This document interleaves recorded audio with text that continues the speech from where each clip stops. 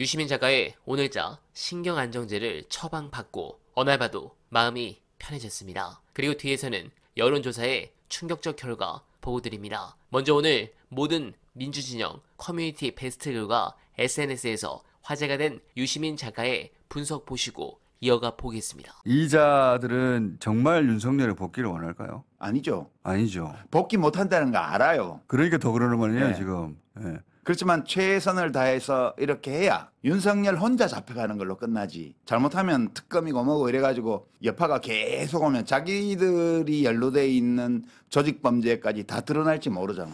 근데 지금 이런 상황에서도 여전히 지지한다는 사람은 지도의 강도가 강할수록 다 오른쪽 끝에 있단 말이죠. 근데 지금 끝이 아니에요. 내가 보기에는 한 25% 돼요. 그러니까 지금 그 전에 돌이켜 보면 박근혜 대통령 시절에 콘크리트 지지층이란 말이 유행했잖아요. 그걸 35%로 봤어요. 각종 선거나 여론조사에서 나타나는 무슨 일이 건. 있어도 지지하는. 근데 그게 그 국정농단과 탄핵을 거치면서 많이 무너진 것 같지만 5% 무너졌습니다. 5%. 조금 줄었어요. 맞아요. 네, 5% 무너진 게 그 탄핵 전과 탄핵 후에 국회의원 의석수의 차이를 갖고 온 거예요.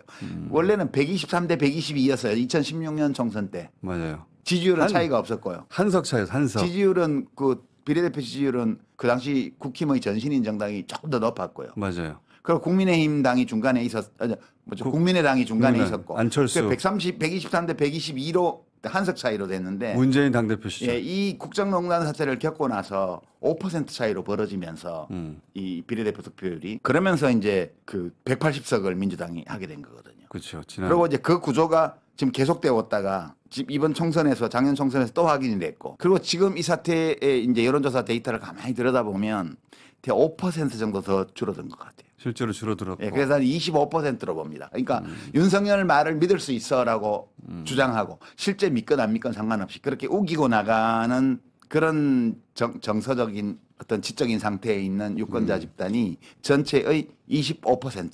콘크리트라고 할 수 있는 게 25%. 예, 5% 깨졌다는 거는 대단한 거예요, 또 이게. 대단한 거죠. 예. 예. 5%는 뭐 거의 모든 선거를 좌우지할 수 있는데. 자, 그럼 윤석열 복귀는 바라지 않아요. 하지만 가만히 있으면 특검 되고 그다음에 구인 처리되고 막 신속하게 딱 진행이 되면은 자기들도 다 딸려 들어간다. 그렇죠. 비아폰 서버 털리고 막 그러면. 그래서 증거를 인멸할 시간을 최대한 벌어야 돼요. 입장을 바꿔놓고 생각해봐. 이렇게 해서 막아진다고 생각을 안 해요, 자기들도. 언젠가는 다 뚫릴 거라고 생각을 하지만 최대한 막으면서 증거를 인멸해야 돼요. 탄핵이 인용되면 어떻게 나올까요? 지금은 휩쓸어버리다는 얘기까지 하는데. 탄핵이 이제 인용되면 그 다음에는 이제 무슨 명예회복을 위해서 계속 투쟁한다 이렇게 나오겠지. 아니 이게 이 구속영장 집행되니까 바로 법원 쳐들어갔잖아요. 예. 그런 것처럼 저는 헌재를 공격할까 봐. 이제는 경찰이 다 막아요. 우리 반세기 동안 훈련된 경찰이에요. 우리나라 경찰이 이 시위 진압에. 자. 그리고 맛을 한번 봐야 돼. 저쪽 사람들도. 탄핵이 인용되면 저는 근데 헌재 재판관에 대해서도 걱정합니다. 헌재 재판관들 개인 신변에 대해서도. 그 우리나라 요인 경호법이 있습니다. 요인 경호법. 예, 대통령 경호에 관한 법률만 있는 게 아니고 요인 경호법이 있었어요. 그거에 입각해서 경찰이 다 요인 경호를 할 겁니다. 그럼 이번 대선이 조기 대선이 만약에 이루어진다면 탄핵 인용되면 60일 이내니까 4말 5초. 예. 그러면 이번 대선이 지난 대선들하고 어떻게 다를까요? 가장 중요한 차이점이 뭐가 될까요? 우리가 탄핵 이후에 조기 대선을 한번 치러봤는데 그리고 다른 대선을 무수히 치러봤고 그 얘기하기 좀 이른데 예. 교과서적인 이론으로 또 돌아가면 중요한 선거의 승패를 결정하는 것은 세 가지라 그럽니다. 첫 번째가 구도, 두 번째가 이슈, 세 번째 인물 예. 이렇게 돼 있어요.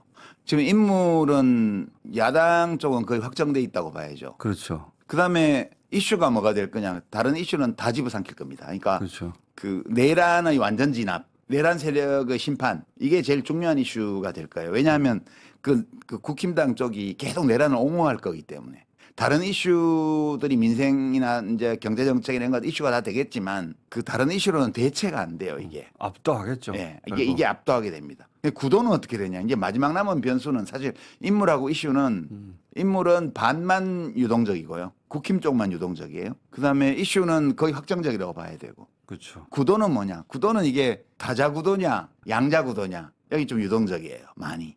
결국은 양자 구도로 가지 않을까 싶기는 한데 물론 지지율에 따라 변동성이 있겠지만. 그러니까 2017년 대선 조기 대선은 다자구도로 치러졌잖아요. 그때는 누가 나와도 안 된다고 생각해서 예, 진보 둘, 중도 하나, 보수 둘 이렇게 오자구도로 치렀기 때문에 매우 싱거운 선거가 됐죠. 맞죠. 예, 이번에는 그러면 어떻게 될 거냐? 단일화할 거라고 저는 개인적으로 보는데. 양자구도로 수렴될 가능성이 있지만 있죠. 그게 이제 시간이 좀 더 지나 보면 드러나겠지만 그렇게 단순하지는 않다 저는 그렇게 봐요. 구도 정도 남은 것이다. 예, 구도가 남았어요. 인물에 대해서도 민주당 내부에서는 끝난 게 아니다 아직. 끝났어요. 그렇게 주장하고 그렇게 믿고 싶은 사람들이 있잖아요. 누가요? 여러 사람이 있더만 보니까 요새. 요 설 연휴 기간에 막 시끄러웠던 분들. 네. 네, 너무 공감합니다. 오늘 유시민 작가는 해당 칼럼 마지막에 이런 말씀을 하셨습니다. 헌법재판소는 윤석열을 파면한다.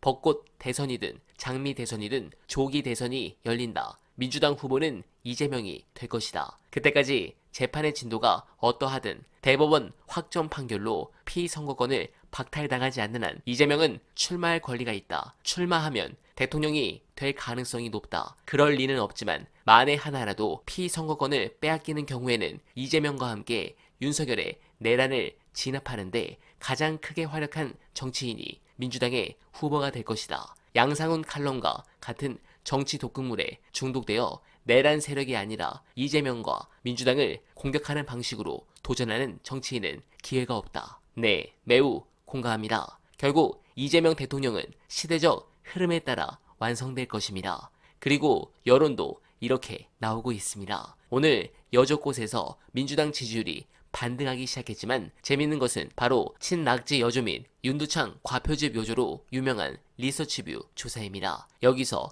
양자 대결 시 이재명 대표가 완전히 압도합니다. 그런데 반대로 김동연이면 민주당이 대패합니다. 이 민심을 수박들은 어떻게 생각할지 궁금합니다. 지금 국짐 극우들과 수박들의 생각은 동일합니다. 이재명 대통령만 막자 이겁니다. 그런데 조지 레이코프의 코끼리는 생각하지만은 우리가 어떤 프레임을 부정하면 할수록 프레임이 활성화된다고 설명합니다. 국힘과 비명계의 반 이재명은 하나의 강고한 프레임입니다.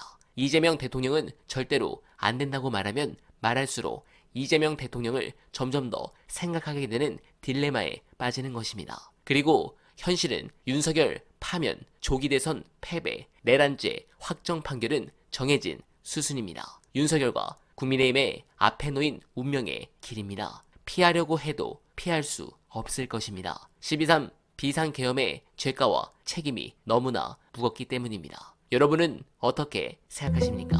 댓글로 훌륭한 의견 부탁드리며 어나바는 이만 인사드립니다. 여러분 고맙습니다.